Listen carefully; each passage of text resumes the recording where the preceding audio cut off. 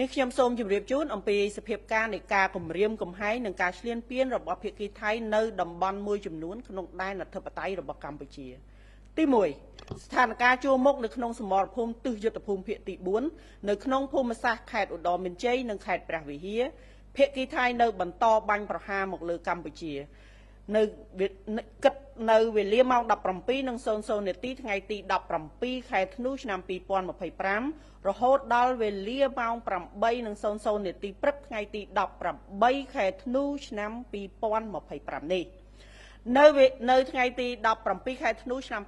2025 នៅវេលាម៉ោង 17:30 នាទី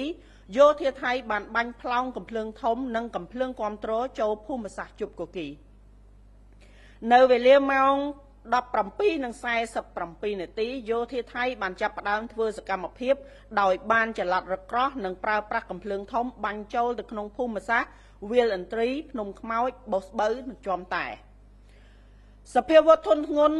គ្រប់ប្រភេទដែលយោធាថៃបានប្រើប្រាស់ក្នុងកំឡុងពេលប្រតិបត្តិការឈ្លានពានមកលើកម្ពុជាកាលពីម្សិលមិញថ្ងៃទី 17 ខែធ្នូឆ្នាំ 2025 ចាប់តាំងពីវេលាម៉ោង 4:45 នាទីទៀបភ្លឺមករួមមានកាំភ្លើង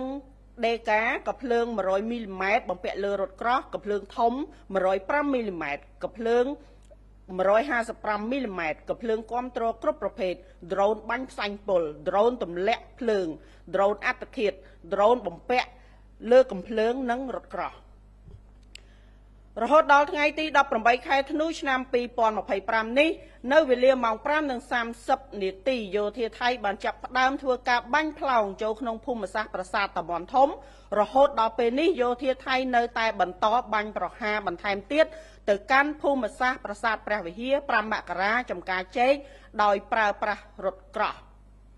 កាំភ្លើងធំនិងរថក្រោះចំពោះសភាពការនៅក្នុងភូមិសាស្ត្រផ្សេងទៀតមានសភាពស្ងប់ស្ងាត់ប៉ុន្តែកងកម្លាំងរបស់យើងនៅបន្តតាមដានដោយយកចិត្តទុកដាក់និងប្រុងប្រយ័ត្នខ្ពស់ជានិច្ចទី 2 ស្ថានភាពជួរមុខនៅក្នុងភូមិសាស្ត្រយុទ្ធភូមិភាគទី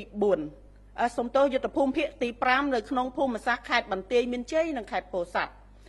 ភាគីថៃបានបន្តបាញ់ប្រហារមកលើកម្ពុជាគិតចាប់តាំងពីវេលាម៉ោង 17:00 នាទីថ្ងៃទី 17 ខែធ្នូឆ្នាំ